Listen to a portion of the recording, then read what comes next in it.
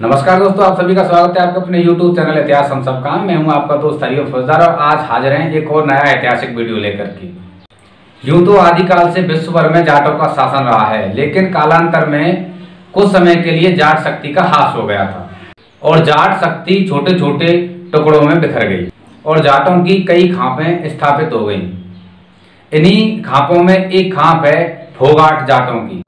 फोगाट शब्द सुनते ही हमारे मस्तिष्क में एक छवि उभरती है और वह छवि है खेल जगत की। इस खाप ने मध्यकाल से लेकर के वर्तमान तक जाटों के साथ साथ भारत का नाम पूरे विश्व में रोशन किया है। आज हम इस वीडियो में फोगाट जाट जाति के इतिहास के बारे में जानेंगे। तो चलिए दोस्तों, शुरू करते हैं फोगाट जाट जाति के इतिहास के बारे में। माना जाता है कि फोगाट जाट गोत्र का प्रचलन पृथ्वीराज चौहान के लघु पुत्र बिलहण से हुआ, लेकिन अगर तथ्यों को देखते हैं तो यह बात हमें असत्य व प्रमाण शून्य मालूम होती है। अगर हम इतिहास को देखें तो पता चलता है कि जाटों से तो राजपूत बने हैं, किंतु किसी भी राजपूत से कोई जाट गोत्र प्रचलित हुआ हो ऐसा देखने में नहीं आता।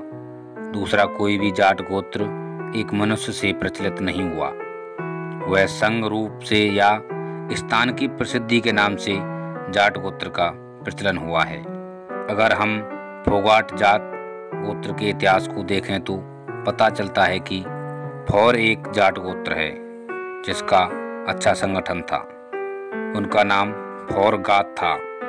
यूनानी भाषा में एवं मध्य एशिया में जाट को गाथ बोलते हैं, अतः फौर जाटों का समूह फौरगात कहलाया। कुछ समय के पश्चात भाषा भेद के कारण इसका नाम फोगाट पड़ गया।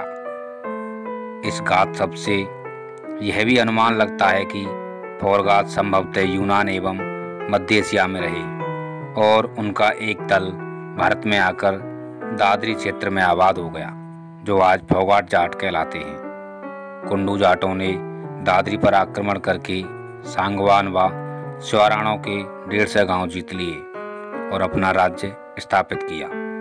मुगल बादशाह अकबर के शासनकाल में ये सब गांव मुगल साम्राज्य में मिला लिए गए। एक बार महाराजा जसवंत सिंह जोधपुर नरेश अपनी सेना सहित दिल्ली जाते हुए दादरी ठहरे थे। यहाँ पर दादरी के झाड़ू फोगाट जाट ने उनका बड़ा अतिथि सत्कार किया।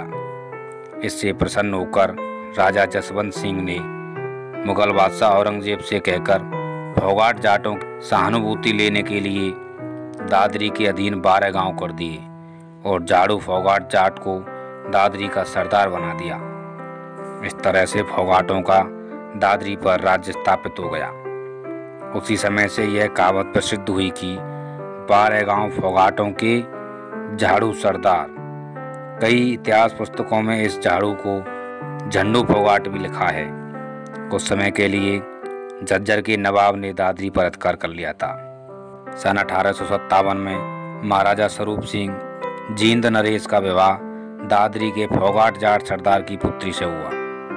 सन 1857 की प्रथम स्वतंत्रता क्रांति में महाराजा स्वरूप सिंह ने अंग्रेजों की सहायता की थी।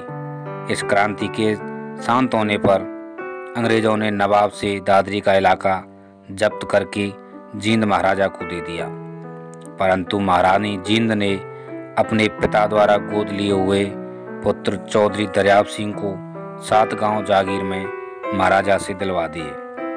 किंतु इनके एक पुत्री भी थी जो मुरसान उत्तर प्रदेश में ब्याही थी। इस आधार पर ये गांव मुरसान रियासत के अधिकार में आ गए। भारत को स्वतंत्रता प्राप्त होने पर भारत में ये सब रियासतें सरकार के अधिकार में कर ली गई। फोगाट जाटों की खाप में अब 12 गांव हैं, जिनका प्रधान गांव दादरी है।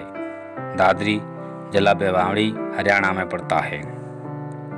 गोल्डन गर्ल गीता और बबीता फोगाट इसी जाट शाखा से संबंध रखती हैं, जिन्होंने भारत का नाम पूरे विश्व में रोशन किया है।